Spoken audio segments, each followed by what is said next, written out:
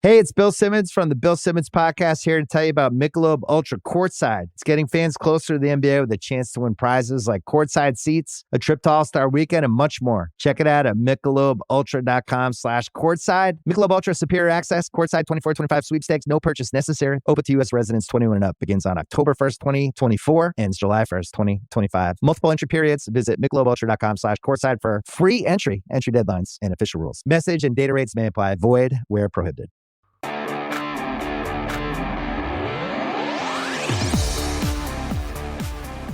Hey, Eagles fans, this is Chris Franklin from NJ Advanced Media, and welcome to the No-Huddle Show podcast, the show where we discuss all things related to the Philadelphia Eagles.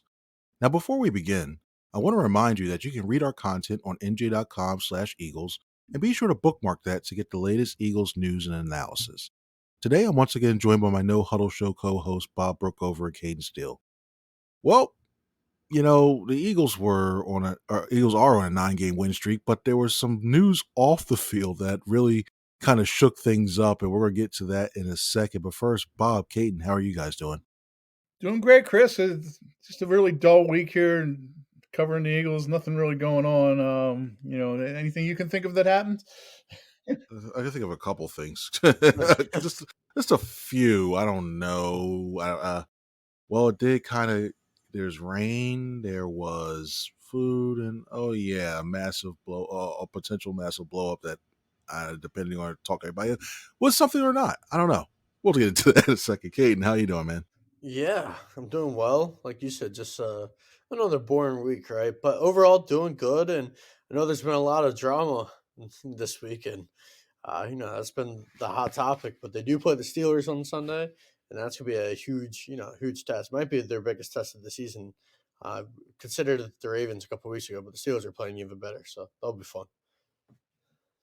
All right, let's get into the show. Get to the main thing we've all been talking about right now these last couple of days. To give you background, if you haven't heard what's going on, to give you guys some background, the Eagles' passing game struggled mightily against the Carolina Panthers, and we'll talk about that a little bit later. But after the game, when AJ Brown was asked what he thought, I initially asked him, "Hey, what he thought the passing game was? What was wrong with it?" And he said there was something about it, basically that no, and then question was followed up by somebody else saying, "Hey, you know what do you think it is a part of the offense?" It goes passing. Well, that led to people thinking that there was something going on pointing to the quarterback, Jalen Hurts. Jalen Hurts said, he went up to the podium. He said, "Hey, you know what? Yeah, we got to do better overall." And it seemingly was just going to end there in a way. I mean, but then Monday night on his show, the Brandon Graham show on Sports Radio WIP, he said, to paraphrase him, he basically said, "You know what? Yeah, there's something personal going on between the two, and it started to affect him, and he wanted things to get fixed." Well, that just led to everything, major blow up in the media, like a big old explosion in the media. And Graham later apologized that night, and then again the following morning on another radio show. And this is where we're at right now. And the two talk, both AJ Brown and Jalen Hurts talk, seemingly said there's nothing there and everything's fine and is smooth on focusing on the Pittsburgh Steelers. But I'll start with this, Bob. That whole thing with this, I want to get to that. What do you think is going on between the two, and do you think the situation can linger into the rest of the season? How'd you like my sound effects? Pretty good, huh? I do a great kaboom. Kaboom is probably my best of sound effects. Uh, after finally we got a chance, Brandon talked like 18 times before we finally got a chance to hear from the combatants, so to speak, AJ and Jalen yesterday. And after hearing them, I do think that this is not so much a personal thing as it is more about what's happening on the football field or not happening, where the passing game is not happening. And it was not a great performance, although there were moments that were okay. When they needed a first down, AJ Jalen went to AJ for, I think it was 3rd and 13 play, critical play. I think on their last scoring drive, that was the connection. But there were I went through and watched the video, the game film incomplete, the all 22 that you get the coaches tape, and there were a lot of times where AJ appeared to be open. AJ is so good that, especially when he runs a slant route, that he appears to be open every time because cornerbacks give him a cushion because they don't want to get beat deep by him. They don't want to be in a battle for the football with him because they know they're going to lose that. So yeah, there was a problem there. I don't know that the problem needed to become so public. The interesting part to me, in this whole thing is, in a lot of places, what might have been accentuated after the Eagles beat the Panthers, and yeah, you can say that's a bad team that they should have beat by more, but it's a bad team that was playing pretty good football. They took Kansas City and Tampa Bay to the wire 2 weeks prior, and they also had won 2 games before that. So they're playing a lot better football. Bryce Young's playing a lot better football anyway. But the Eagles on Sunday ran for 200 yards for the 5th time this season. One other team in the NFL has run 5 times. See if either one of you guys know, for 200 yards 5 times. I'll let you guys take a quick guess. 200 yards 5 times. I'm guessing the Lions, just with the two, with Gibbs and Montgomery. I'm gonna guess them. It's a good guess. A good guess. I'll go Emmett Smith in like the 90s with the Cowboys. No, this season. This season. Oh, okay, sorry. Yes, as a team. Baltimore. Derrick Henry. Yeah, no, it would be the Commanders have done it 5 times, and the Eagles and Commanders are 10-0 when they run the ball for 10. And teams that have run the ball for 200 yards this season are 28-2. So there's kind of a winning formula there when you do that. But that didn't become the narrative on Sunday. It became, what's wrong with the passing game, and then it morphed into, why don't Jalen and AJ get along? I think, and AJ basically said this yesterday. He said, I don't have a problem with Jalen, a personal problem with Jalen. I have a personal problem with our passing game, which obviously is Jalen and AJ are the most integral parts of that passing game. Although, as AJ pointed out, there are other parts of it, but I think people can feel better that the problem that AJ perceives is with the passing game itself and not with Jalen Hurts, which is, if that's so, then that should be a big relief to Eagles fans. What do you think, Cayden? Yeah, I think kind of similar along the lines of Bob's.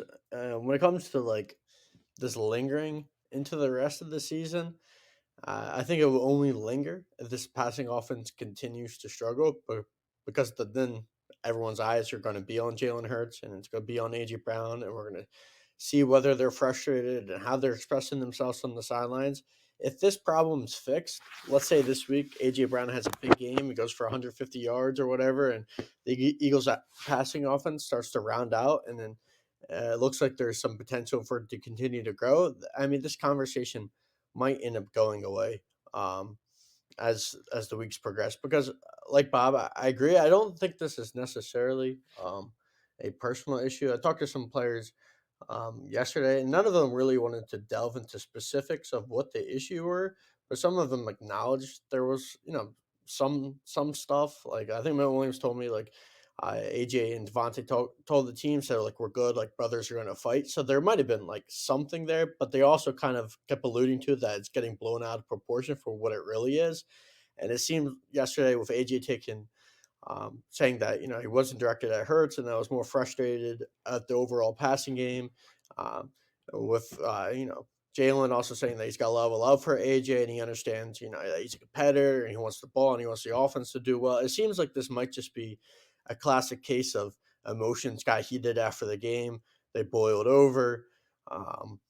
Maybe they said something, and I don't know. Maybe Brandon, like he said, saw the video and he took it as one thing and they took it as another, and there was just this whole big mess up. And like Bob said, probably didn't need to be out there, but it caused a lot of drama this week. But I don't think this is necessarily something that's going to linger, because I don't see it as a Jalen and AJ don't like each other, don't want to be around each other thing, and more just like a frustration with just the production. And part of that has to do with Jalen not not reading the field as well last week, and part of that has to do with a lot of other elements, like AJ said. But this thing goes away if the passing offense plays well. I mean, no one's going to care in 4 weeks if the Eagles' passing offense looks like it did in 2022, and I'm not saying it's going to, but I mean that's the way to fix it. All right, and getting into that, let's delve into that passing offense right now. The Panthers, whether it's the Panthers or the Eagles shooting themselves in the foot, a combination of both, what have you, they finished with a season low 83 net passing yards. I mean, Jalen Hurts was sacked 4 times, and the opportunities were there on RPOs, and then they were open, windows were open. And Kate, I want to ask you this: what do you think is causing the passing game issues, and how do they fix it? Yeah, I mean, one, I mean, and it's not all his fault, but I mean, honestly, Jalen Hurts hasn't played extremely well over the last 2 weeks. I still think he's a good quarterback, but he's missed some throws. He's been holding the ball a little longer than he should, and for some reason, he's not seeing the field as well, especially over the last few weeks. So it starts with him, and I think we've seen him be a very good quarterback in this league, and there's been a lot of good moments. So I have confidence that whatever happened the last few weeks can be corrected, but it starts with him. Another thing is, I just in these first quarters, I don't know how they're going to do it, but Jalen Hurts does seem like a quarterback, and he talked about it yesterday. You know, getting into a rhythm where he's better early on, where he's getting into a rhythm, and it might be tougher with the way this offense is constructed now in running the football. Perhaps that he's just not able to find his ground earlier in games, and Kellen Moore's gonna have to find a way to get him more comfortable, so this passing offense isn't so stagnant in the first quarter. Because we talk about first quarter struggles, and some of it has to do with penalties and other things, but the main reason is this passing offense just can't get going, and they'll end up making some big plays in the second and third quarter, not, and it slowly gets there. But the first quarter, it just seems like it takes forever to get going. So I think it's a rhythm thing, and just Jalen not seeing the field as well, and also Kellen Moore just needing to come up with different ways of helping Jalen um, get more comfortable. I know. So overall, you would think this passing offense has all the pieces with Devontae Smith and AJ Brown and with Dallas Goddard back to be one of the best passing offenses in the league, but they haven't been this year. Another thing could be maybe it's just like a lack of chemistry. I mean, AJ's missed games this year, Devontae's missed games this year. Maybe they just really haven't gotten the chemistry down. I mean, that could be a thing. They just have had so many guys out. Maybe these next 4 weeks with AJ and Devontae, they just both stay in the lineup. Things will start to prove naturally. But it's weird. I mean, it should be a lot better than it is because of the talent they have. What do you think, Bob? Yeah, I think that some of it does go back to Jalen not making great reads, and it's not just to AJ Brown. There's play I forget exactly. I think it was third quarter where they had an RPO. It sure appeared as if if he just took the snap from center, threw a quick pass to Devontae Smith to his left. AJ and Grant Calcaterra had one-on-one matchups blocking wise that were 6 or 7 yards downfield. It looked like a play that was going to go for 7, 8, and get the ball in Devontae Smith or AJ Brown's hands. You never know. Go for much bigger than that, and he handed it off. And maybe the Eagles have become somewhat of a a prisoner of their own success running the ball. There are times when you also look at that the game film against the Panthers. You say, yeah, why wouldn't they hand it off? They're just getting, Saquon's, and not just Saquon. Kenneth Gainwell had a 20-yard run that game. They're just getting huge chunks of yards by handing the ball off. They are very good at running the football. They're I can see AJ's frustration. Let's go back to the first series against Baltimore. Saquon runs for 12 yards, again, showing they can run the ball. Then the next play is a short incompletion to Paris Campbell. The next play after that is it's a really run play to Will Shipley. I don't get that. I mean, I don't see why we got to get Will Shipley involved in the offense here in week 13, whatever that was. And then an short incompletion to Britton Covey. Somewhere in that first series of the game, you got to get the ball to AJ Brown, especially Devontae Smith wasn't even playing that day. I don't know. I'd have to go back and really look at the defense. But again, anytime I throw a slant to AJ Brown, I like my chances of something good happening. So I think there has to be, and I think we'll see that this week. And maybe that's what AJ Brown wanted to accomplish. Like, hey, you know what? I need to have the ball more. You can't be giving the ball to the Paris Campbells and Will Shipleys and Britton Coveys of the world when you got AJ Brown on your team. Maybe that's what he was trying to accomplish more than anything with what he said. And I do think perhaps that's the biggest problem. You can't just target AJ Brown 4 times a game. He's got to be a 7, 8, if not 12 targets a game. You pass the ball a lot less. You pass the ball less than any team in the NFL. Okay, that's fine. But when you do pass it, make sure you're going to one of your 2 stars as often as possible. If they're covered, go find the tight end. Go find the slot receiver. But make sure you're getting targets to especially to AJ, but he also Devontae, who can just wreak havoc. I think that's the biggest thing, that they need to start getting more targets to those 2 guys. And you know what the crazy thing is? As much as you mentioned about them throwing the ball less in terms of the passing offense, the opportunities are there. I mean, if you still want to run the same way and have the same splits right now when it comes to percentage of run versus the pass, you can still do that. It's a matter of them. I think one thing is I think Jalen Hurts is still gun shy a little bit in terms of trying to throw those slants and the intermediate range, because we all know how he started this past year and with the interceptions and all the turnovers. Well, he's fixed that, and part of that has been, if he doesn't see that, he's trusted his check down. I think he's trusted it a little too much at times when you look at it, like, because we know they like to throw the deep ball as well too to AJ and Devontae. But if there's a mistake there, at least you throw it down there. It's almost like having a punt, and you don't have to worry about that. Now you look at it in terms of, okay, you got a 10-yard slant or a skinny post or what have you. He's staring him down. I mean, we saw it a couple of times down there on that one drive. They eventually scored the Grant Calcaterra touchdown. He looked directly at AJ. He looked directly, had eyes on him. There was space there, and he held it in. And it wasn't like there was like a safety like right on the top or anything like that. He just didn't pull the trigger. And I would say it was play, like if it was play calling, yeah. I think one thing I think they can get Hurts to make him feel a little bit comfortable is I think they can use more up tempo. I know you don't typically use that on the opening drive, especially if you win a toss and the defense just got on the field and say if they put points on the board, what have you. Yeah, I understand that you don't want to run a lot of no huddle there, but at the same time, that's what it seems like it gets Hurts into a rhythm. And maybe you run a little bit more tempo. Maybe it's almost a sacrifice. Maybe you have to sacrifice a little bit more defensive snaps in the short term if they go 3 and out to fix that offense. And then in order to get your passing game going, and then you can revert back and really. But I'd probably say, yeah, I'd use a little bit more tempo, and they need to get this fixed, because when you look at it, when you look at the teams that could potentially play in the playoffs right now, there are I think it's before Monday's game when I looked at it, there are the only team that was in the top 10 in terms of pass defense were the Washington Commanders. And that's who a potential right now held the 7th seed. They could potentially see them in the first round. Other than that, the one after that, I believe was the now I'm drawing a blank. But when you look at the other was the the Seattle Seahawks, where they were ranked 11th. Everybody else was in the bottom third, including the Detroit Lions. They were rated 23rd at the time Monday night. So they need to get it fixed, because if they do get it fixed, then they have a legit shot of making a run here. If not, things aren't going to look so great at all in terms of what's that. And you know what? And we mentioned this down the stretch here. And we're going to wrap this up about the whole AJ Jalen Hurts thing.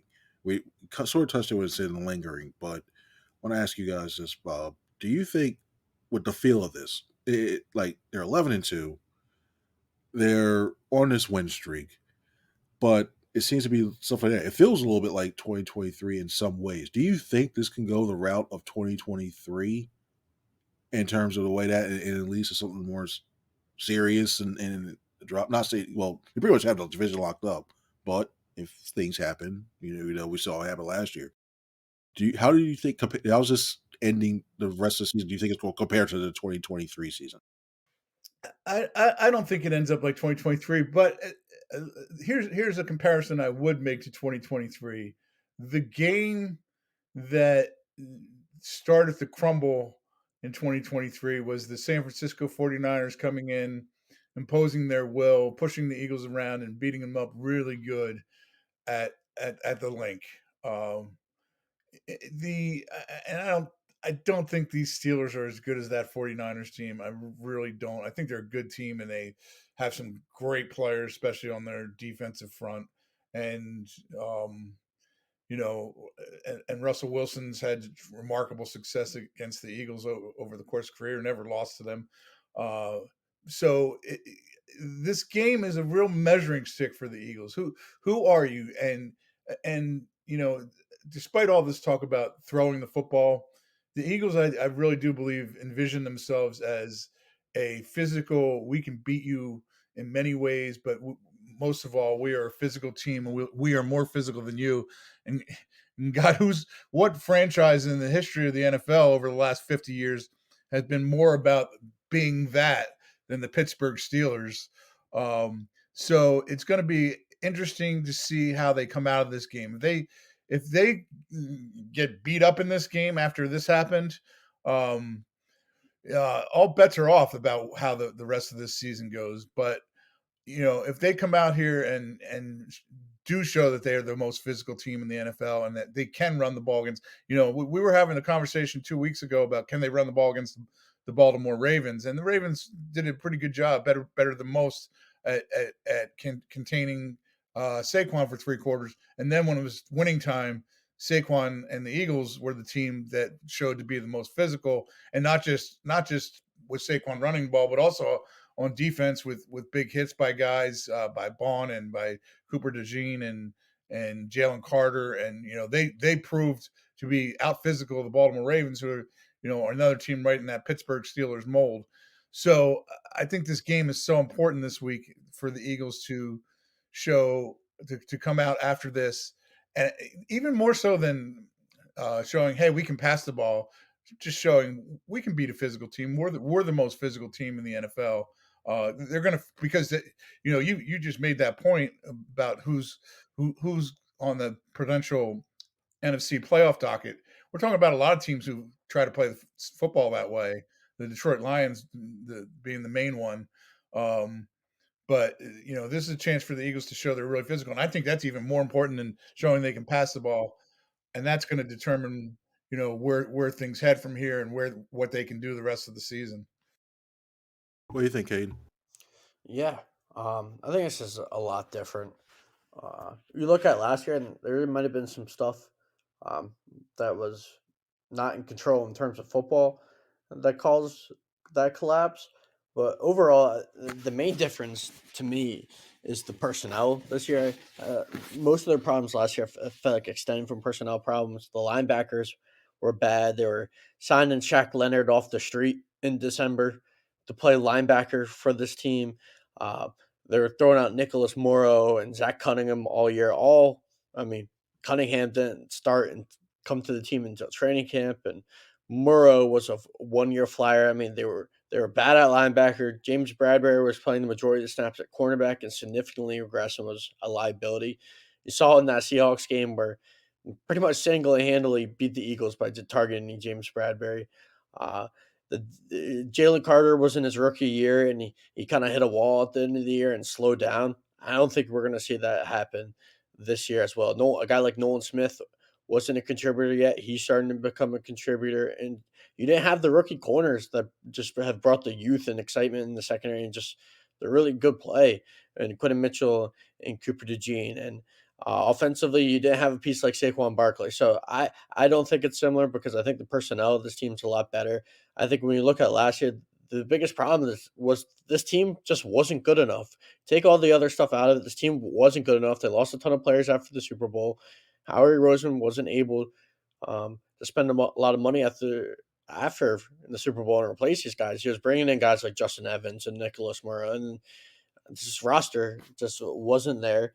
And two, some of the young guys have taken that next step. So I don't think I'm worried that this is going to be 2022. I don't think we've seen any signs of it. I know people might have been disappointed after that Panthers game, but like Bob mentioned earlier, this Panthers team is not the Panthers team from the beginning of the season that got beat badly by the Saints. This is not the same Bryce Young.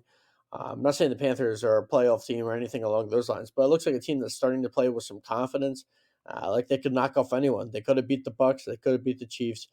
But the week before that, everyone was talking about how this Eagles team uh, pretty much dominated. I know the score didn't look like it, but dominated and took control of that Ravens game. And people were saying maybe they're the best team in the NFC now. They're the Super Bowl favorites. And I think in 1 week, because of a tight game, with the Panthers and the AJ Brown and Jalen Hurts thing and what happened there, I think some people are starting to feel a little uneasy. But I think if you go back 2 weeks ago, that Ravens game, uh, that's the team that they are. I think they're a Super Bowl caliber team. Do they have a lot to prove? Like, are they going to have to prove it against the Steelers? They're going to have to beat Washington again. I say, yeah, they will. But uh, I haven't seen anything that makes me think that they're going to collapse, because I think they're too talented. I think Nick Sirianni's done a good job coaching this team this year, and High Roseman's done a good job of putting together the roster. Uh, and if something does crack in this year's team, I don't think it could be football related, because the team's been playing too well. Now to look at the special teams aspect, we've seen Jake Elliott make some big kicks along the way over his career since he joined the Eagles. But this year he's struggling, and it happened again against the Carolina Panthers. He missed a 52-yard field goal, and he also missed an extra point as well, too, that if you saw the video that's online, it kind of injured a fan a fan in her nose, and it kind of broke it, it looks like, or it definitely injured it, something like that. But in any respect, is it time, Cayden, is it time to worry about Jake Elliott? Yeah, I think it is. And this is all due respect to Jake Elliott, because he's had a really good career, but he hasn't made a field goal over 50 this year. He's 0 for 5. It's not just a bad game against Washington. He misses a kick against Carolina. Like you said, he misses the PAT. Missed the PAT against Washington. He's just been off this year. And at the end of the day, I know loyalty is a thing, and I know Nick Sirianni talked about it. They see Jake Elliott in practice. They have faith in him. They have confidence in him. They've seen him make big kicks throughout the years, and that is true to a certain degree. But like recent results say Jake Elliott hasn't been a good kicker. At least this year he's not. Maybe he'll figure it out next year or the year after.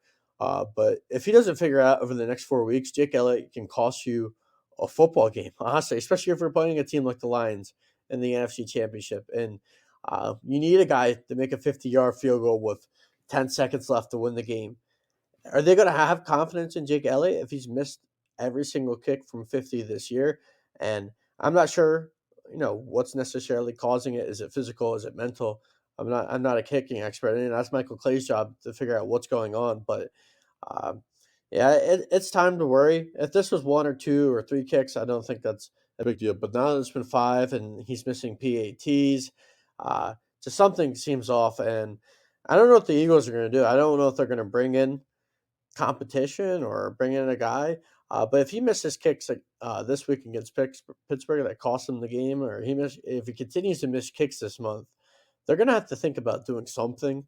I know there's been a lot of situations around the league or similar. Look, I mean, not to the same level, but I mean, Justin Tucker has been significantly struggle as well, and he's arguably the greatest kicker of all time. The Ravens aren't going to probably move on, and I'm not sure if the Eagles are going to move on, because they trust Jake Elliott and he's made big kicks before, but it's certainly a problem until it's not, and I haven't seen any indication where Jake Elliott's fixing his kicking problem right now. Maybe it happens this week, but it hasn't looked good. What do you think, Bob? Is it time to worry about it? Yeah, I would agree. It's a definite concern. You know, I Michael Clay did make some good points the other day. That Washington game was a disaster. The how badly he missed the kick on Sunday against the Panthers, I think was a big concern. But Michael Clay did make a good point about, okay, the kick in New Orleans was a 60-yarder. I know kickers are out of this world good anymore in the NFL and are hitting from amazing distances. Used to be 60-yard where you wouldn't even try it, and now there are so many guys that can kick from that distance. But it's hardly a layup to kick a 60-yard field goal anymore. He missed that in New Orleans, and the one against Cleveland was blocked. Again, not his fault. And then Michael Clay said, who I have a lot of respect for, said, the operation wasn't as clean as they would have liked on the field goal on Sunday. It was still an ugly, ugly miss. And then the extra point, the guy was offsides. I'll excuse him from that. But you just the one, I guess, encouraging thing is from inside 50, he's 18 and 19 for the season. So if you're trying anything inside of 50, you still can count on Jake Elliott pretty much to make it. I don't know why he hasn't made others. The 60-yarder wasn't a bad effort in New Orleans, and the 57 against Jacksonville was close. I wouldn't go overboard on it, but as Cayden pointed out, kickers can cost you your season. The Packers are a good team to ask. They lost 24-21 last year in the playoffs to the 49ers, and in that fourth quarter, Anders Carlson missed a 41-yarder. And they were searching for a kicker all year, and never really found the right guy. So yeah, it's really important. It's somewhat of a concern, but the bottom line is you got no other options. And John Harbaugh keeps coming out in favor of Justin Tucker going to figure this out. And the Eagles really are in the same position. They don't have, they're not going to bring anybody else in. They just signed him to a long-term deal. He's a $10 million hit against the salary cap for next season. It's Jake Elliott or bust. And, hopefully for Jake Elliott's it's Jake Elliott coming through when they need a big kick out of him. And I wouldn't discount that happening either. All right, cool. And now it's time to go to the run pass options segment of the show. We're going to do one today just for time constraints. We're going to do one of them right now. And basically what I'm going to do is I want to read them a statement. And if Bob or Cayden agrees, they'll run with it, explain why. If they disagree, we'll pass and we'll give a reason why. So Bob, will start with you this. Eagles defense, Steelers quarterback Russell Wilson in check for the first time in a long while, and they will allow more rushing yards than they do passing yards. Are you running or passing with that? I'll run with that. I think that the Steelers are a team that, like the Eagles, they want to run the football. The Steelers dominated the Browns last week. Russell only threw for 158 yards. He's had some big games too. The week before against the Bengals and Joe Burrow, he won a shootout. You wouldn't say Russell Wilson's likely to win a shootout with Joe Burrow, but he did. He was brilliant that week, throwing for 414 yards. But I can see the Eagles, especially with George Pickens, probably being out of this game. I can see the Steelers really wanting to try to establish the run. It makes me laugh because we're talking about the Eagles, inability to throw the ball. And I think they dream of having a game like the Eagles had last week with dominating the line of scrimmage and running for more than 200 yards, in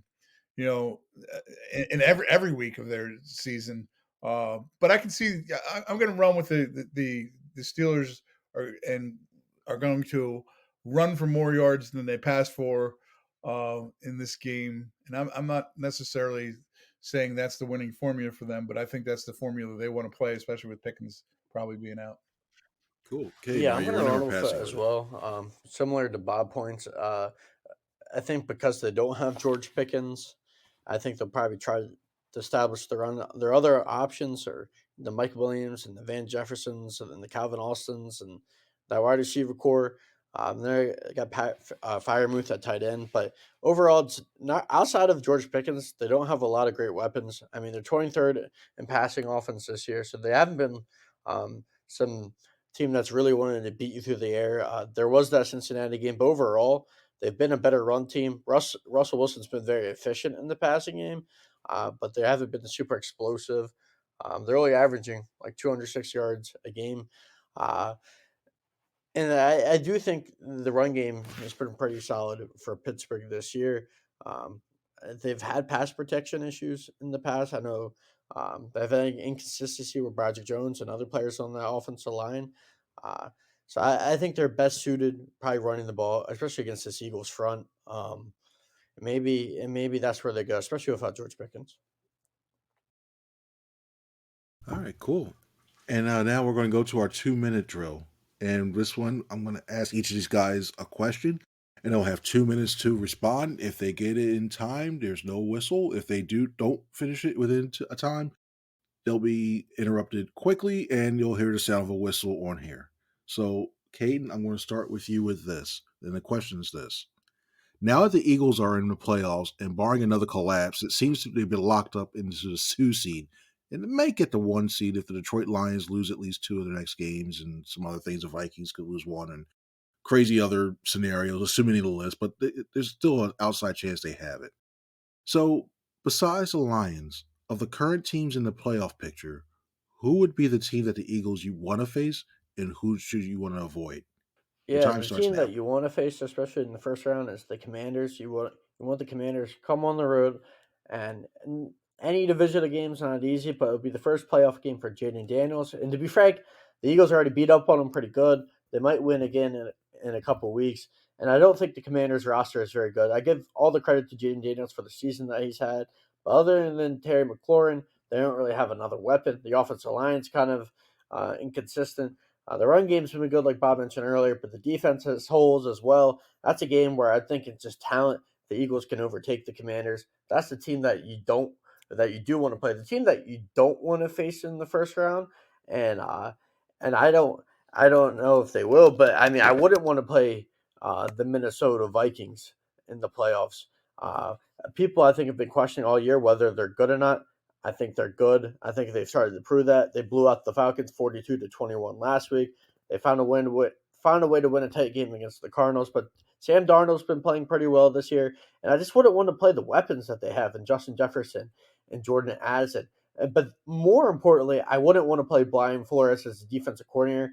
The way he schemes up some of his blitzes that could cause confusion for this Eagles offense. He's a really, really smart defensive mind. We've seen Todd Bowles give the Eagles problems in the past. I think Brian Flores could be similar, so I wouldn't want to play the Vikings. All right, cool. Still have 35 seconds left. Good job. All right, cool. Now we're going to go over to you, Bob, and same question to you. In terms of who do you want, would you rather the Eagles face and who would you want to avoid? Your time starts now. It's an interesting list. I think the team I most might want to face is the Tampa Bay Buccaneers. Believe it or not, the team that has eliminated the Eagles in the 2 of the last 3 years from the playoffs. But I think both of those games happen down in Tampa Bay. If we're going to get a third meeting between the teams, I think the Bucks would be a good team for the Eagles to match up with, because they'd have their attention. Let's start with that. I think the Eagles would love to get a third chance at them at home, uh, and eliminate them. Get some paybacks here. And I think they're just a better team. I don't think Tampa Bay is a great team. Probably not going to happen, because if Tampa Bay is going to get to the playoffs, they're going to get there as a division winner. And if the Eagles are the number 2 seed, uh, they're not going to end up facing the Bucks as a division winner. But that would be the team I would like to face at this point. I guess it's also a possibility that they get in as a wild card, because the West and the South are both a bunch of teams with 7-6, 8-5 records. Uh, Second on my list would be Seattle. I wouldn't mind if I was the Eagles. I wouldn't mind facing Seattle, because again, I don't think they have the weapons to beat the Eagles. Although they're having a surprisingly good season. Um, the team I would least like to face, I think, is the Packers. Let's look at the Packers. They have 4 losses. Okay, they lost to the Eagles on opening night by 5, a game they certainly could have won. They lost to the Vikings by 2, a game they certainly could have won. They lost to the Lions at home by 10, and then should have beaten the Lions in 2 weeks ago, or I guess on a Thursday night in Detroit. That they had them on the ropes, didn't beat them in that game. But we're talking 4 losses to 3 teams that I think have a total of 5 losses, and that's the way it is. So I took my extra time this week because Yeah, you did. Was I it a did salad cap rollover? because some previous weeks I had like earned up more time, so I was using my rollover time that Cayden keeps abusing every week. So I just wanted to explain to the people out there that I actually had that extra time coming. It's not, you can't roll it over like the salary cap, and that would be actually, you know what though, that actually be kind of fun to see if you can roll over extra timeouts in games and just keep moving them over and over and over, to the fact that the final game of the year you have like 10 timeouts and you start using them all. Yeah, that'd be great. That's Yeah, a good can't rule. do that. That's a good rule. Can't do that. All right, cool. But good points, good points, guys. All right, we're gonna get to our final question, our overtime question. Now I'm gonna break my own personal rule and talk about the Steagles, and the reason why it's my personal rule is because every time that the Eagles and the Steelers play, we always hear about how the teams had to merge for one season during World War II, and the Steagles. I'm talking about it enough as is. Out in Pittsburgh, they're talking about it. Here, talk about it. I'm pretty sure you're hearing it on a broadcast at one point. Yeah, so you'll hear it a lot. So I apologize to bring it up again, but it was a union made out of necessity, and when you look at both regions of the state, it's pretty unique because when you look at people from Philadelphia, completely different from people out there in Pittsburgh, and it's an odd union. So I'm going to ask you, Bob, what two things, in your opinion, are a weird combination, either sports-wise, food-wise, or in any other context you could think of? All right, I'm going to take up a little bit of time here because I'm going to talk Steagles for 1 second. Quick. No. Yes, I'm doing it quick. Love the Steagles story, and I want to hear it all the time because the Steagles had a guy who coached my high school football team while he was playing for the Eagles. I'm just going through with that story anyway. You better keep that in. What's his name? Anyway, I'll give you my answer now. Stop it, Chris. Stop it. I'm going to jump through this computer and bang, bang, bang, bang, bang. Another great sound. We've lost all. We lost. I feel like Ron control your lost locker control room. of this game. Oh gosh. My answer is going to be very up to the minute, news wise. Bill Belichick and UNC football? Are you kidding me? Bill Belichick in North Carolina, is that not a weird combination? Did anybody see that coming 2 weeks ago? I mean, I don't know how long he's been talking to North Carolina, but that seems outrageous that Bill Belichick is going to not, forgo going after Don Shula's record and go back and coach college football at UNC. I'm fascinated to see how it works or doesn't work. The one thing, a big difference about NFL and college is recruiting. The game has changed, obviously, and the college game has changed a lot. But I just don't know. I'd love to hear, Bill Belichick, especially selling somebody's kid on going to a school, and I'm not even sure that matters anymore as much as the NIL. So maybe that's why he's doing it, NIL money. But I'm just flabbergasted that Bill Belichick is going to UNC. Just one of the oddest matchups I've ever seen. Yeah, it's definitely a weird one. Cayden, what's your weird matchup? I'll go with food. Combination. I just don't get people who ever eat pizza with ranch. Like, for the life of me, I've never been able to understand it. I've had friends who do it. And mixing a salad condiment and topping with pizza, I don't get that. I don't get how that would taste good. I've never tried it because I've been just so disgusted by the idea of it. Who knows? Maybe it is good, but seems like a weird thing to do. Just put ranch on top of your pizza. But I don't know about me. Good combinations. Very, very good combinations. And once again, I want to thank you all for joining us and listening to this podcast. I want to thank Cayden and Bob for joining me once again. Read all of our content on NJ.com/Eagles and read what happens the rest of this game up to the Steelers, if everything's moved over, and if the Eagles fix their passing game. So for Bob and Cayden, I'm Chris. Everybody have a good one. See ya.